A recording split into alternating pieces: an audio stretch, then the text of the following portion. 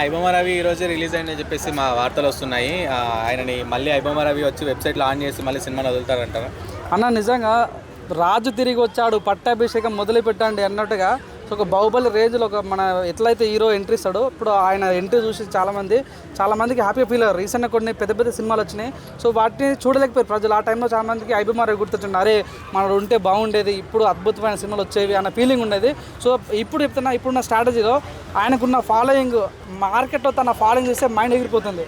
బీభత్సమైన ఫాలోయింగ్. ఒక్క హ్యాష్‌ట్యాగ్ ఐబొమ్మ రవి నువ్వు ఇన్స్టాగ్రామ్లో, యూట్యూబ్లో పెడితే బిలియన్స్ ఆఫ్ వ్యూస్ సత్తా, స్టామినా తనకుంది ఇప్పుడు.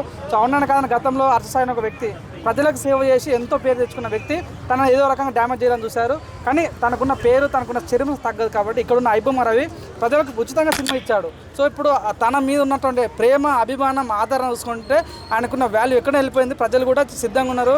తను ఎప్పుడు వెళ్ళినా కూడా, తను ఏ రకంగా ఉన్నా కూడా, ఏ ఫీల్డ్లో ఉన్నా కూడా ప్రజలు స్వీకరిస్తారు. ఇందాక మీరు అన్నట్టుగానే సో ఇట్లాంటి వ్యక్తులని, టాలెంట్ పర్సన్ అని కరెక్ట్ వేలో వాడుకుంటే నా సామీరంగా దేశం ఎక్కడికో వెళ్తుంది. ఇట్లాంటి వాళ్ళని హ్యాకింగ్లో మంచి మన అంటే బ్లాక్ హ్యాకింగ్లో కాకుండా వైట్ హ్యాకింగ్లో వాడి, సో బ్లాక్ మనీ తీసేయటంలో కానీ, సో ఈ కబ్జాదారుల యొక్క మొత్తం బయటకు ఉంచడానికి కానీ కరెక్ట్ వాడితే నా సామీరంగా చాలా బాగుంటుంది. ఇది చెప్తున్నా సీఎం రేవంత్ రెడ్డి గారు మీకు కరెక్ట్ సెట్ అయ్యే పర్సన్ నేను కరెక్ట్ వాడుకోండి. తెలంగాణలో మీరు చెప్తున్నా ఇటువంటి సైబర్ క్రైమ్స్ కానీ ఏమున్నా సరే తను దున్ని పారేస్తారు. ఇట్లాంటి వ్యక్తులను ఎంకరేజ్ చేయాలి, మనస్ఫూర్తి దొరుకుతున్నా. కానీ నాకు నమ్మకం ఉంది ఇట్లాంటి వ్యక్తులు మాత్రం సినిమా ఫీల్డ్ చూడు చాలామంది ఈయన సినిమా వ్యతిరేకము, ఈయన పేరు మీద సినిమాలు వస్తున్నాయి, అది తన రేంజ్. అవునని కాదన్నా ఇట్లాంటి వ్యక్తులను కరెక్ట్ వేలో వాడాలని మనస్ఫూర్తి దొరుకుతుంది. సరే, మీరు అన్నట్టుగా అందరి కబ్జాదారులని, భూ కబ్జాదారులని అందరినీ బయటికి లాగుతారంటున్నారు. మరి మీరు అన్నట్టు సీఎం రేవంత్ రెడ్డి బయటికి లాగితే ఎట్లా? మరి తప్పు చేస్తే ఎవరైనా లాగుతారన్నా, నీయన అయితే నాయన ఎత్తారు. సో సీఎం అయింది కదా అని అంటే ఒక అవకాశం వస్తే తను వాడతారు. అవునని కాదన్నా.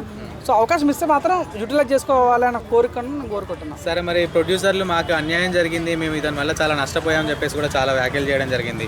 గతంలో చూసుకున్నట్లయితే ఆయన కేసు వేసిందే ప్రొడ్యూసర్స్. మరి ప్రొడ్యూసర్స్కి ఏమంటారు ఇప్పుడు? వాళ్ళు ఎలా ఫీల్ అవ్వాలంటారు మీరు చెప్పినట్లయితే? సో అవునని కాదన్నా, ఇప్పుడు ఆయన ఒక ఫీల్డ్కి వ్యతిరేకంగా ఉన్నాడు. ఆ ఫీల్డ్ వాళ్ళు 100% వ్యతిరేకిస్తారు. కానీ ప్రజల్లో వెళ్ళాలైతే ఒక మంచి గుర్తింపు తనకు ఉంది. ఈయన వల్ల మాకు న్యాయం జరిగిందని చాలామంది ఫీల్ అవుతున్నారు. సో మెజారిటీ ఎక్కడైనా సరే ఒక్క ఓటుతోనైనా గెలిచిన వాళ్ళు ఉన్నారు. సో ప్రజలు ఏంటంటే మెజారిటీ ఎవరికి ఎక్కువ ఉన్నదని చూస్తారు. కాబట్టి సో ప్రజల్లో ఒక మెప్పు ఉంది, తనకు ఒక ఆదరణ తనకు ఉంది. కాబట్టి సో ఐబొమ్మ రవిని అయితే ఢీకొట్టడం చాలా కష్టము. ఒకవేళ తన సినిమా పరంగా తొక్కేస్తే ఇట్లాంటి వ్యక్తులు రాజకీయాల్లో వస్తే మాత్రం కండు వేసి మన టికెట్ ఇస్తారు ఈయనకి. అంత స్థాయి ఉంది తనకి. సో తన రేంజ్ అలాంటిది. సో ఇట్లాంటి వ్యక్తి మంచి పనిలో వాడుకుంటే చాలా బాగుంటుంది. ఇట్లాంటి వ్యక్తులు రాజకీయాలు రావాలని మనస్ఫూర్తి కోరుకుంటున్నా. ఇట్లాంటి వాళ్ళు వస్తే రాజకీయాలు చీడపురుగులను బయట తోలొచ్చు అన్నమాట. ఇట్లాంటి వ్యక్తులు రావాలి కూడా. ఈయననే ఒక పెద్ద చీడపురుగు సినిమా ఇండస్ట్రీకి అని చెప్పేసి అందరూ అనుకుంటుంటే రాజకీయాల్లోకి వచ్చి మరి ఈయన ఏం చేస్తాడు అనుకుంటున్నారు? చీడపురు అని కాదన్నా, అంటే ఒక ఉన్నంత కొట్టి లేనోనికి ఇవ్వడం అనేది చీడపురు కాదు. అలాంటప్పుడు కిక్స్ మెట్ అటర్ ఫ్లాప్ అయ్యేది ఫస్ట్లోనే. సో కిక్స్ మేము చూసి ఉంటారు. సో ఉన్న వాళ్ళతో కొట్టి లేనోనికి ఇచ్చేవాడు. అప్పుడు ఆయన కిక్ సినిమాని పెద్ద హిట్ అయింది. సో చీడపురు అని కాదు. సో తను చేసిన పని కొంతమందికి మేలు జరిగింది, కొంతమంది బడా వాళ్ళకి అన్నం జరిగింది. అవునన్నా కాదన్నా. కానీ వాస్తవం చూసుకుంటే ప్రజలకైతే మంచి రెస్పాన్స్ ఉంది. నేను కూడా సపోర్ట్ ఇస్తలేదు ఐబొమ్మ రవికి, నేను అది చేయడమో తప్పు, నేను సపోర్ట్ ఇస్తలేదు. కానీ అట్లాంటి వ్యక్తిని కరెక్ట్ ప్లాట్ఫామ్లో వాడుకుంటే నా సామీరంగా చాలా బాగుంటుంది. ఇట్లాంటి వాళ్ళు కదా మన ఇండియా కావాల్సింది. అప్పట్లో అబ్దుల్ కలాం చెప్పాడు లీడ్ ఇండియా 2020 అని, ఇప్పుడు వరకు కాలేకపోయింది. సో ఏంటంటే ఇట్లాంటి వ్యక్తిని కరెక్ట్ ప్రాపర్ వాడుకుంటే అద్భుతంగా ఉంటుంది. మీరు అన్ని విషయాలు మాట్లాడినారు. సినిమా రంగంలో హీరో అంటున్నారు, రాజకీయ రంగంలో ఈయననే ఉండాలంటున్నారు, సైబర్ క్రైమ్లో ఈయననే గవర్నమెంట్ వాడుకోవాలంటున్నారు. మరి ఈ మూడు ఒకేసారి ఎట్లా చేయగలుగుతాడు ఆయన పోస్ట్? నేను రిక్వెస్ట్ చేస్తున్నా, వాళ్ళు పెట్టుకుంటే వాళ్ళకి యూజ్ అని చెప్తాను, అంతేగాని మూడుతో వాడకమని చెప్పట్లేదు కదా. సో గవర్నమెంట్ ఇట్లాంటి వ్యక్తిని కరెక్ట్ వేలో వాడుకోండి. మా గతంలో సింగమన సినిమా చూసాము, దానిలో సూర్య గారు ఇట్లనే ఒక హ్యాకింగ్ సంబంధించిన వ్యక్తి కరెక్ట్ ప్రాపర్ వాడుకోవాలి, ఒక ఆపరేషన్ సక్సెస్ చేయగలదు అనమాట. సో ఇట్లాంటి వ్యక్తి కరెక్ట్ ప్లాట్ఫామ్. సింగం 1, సింగం 2, సింగం 3 కూడా వచ్చినాయి కదా. ఇప్పుడు ఈయనతో ఏమన్నా సింగం 4, సింగం 5 వస్తాయంట.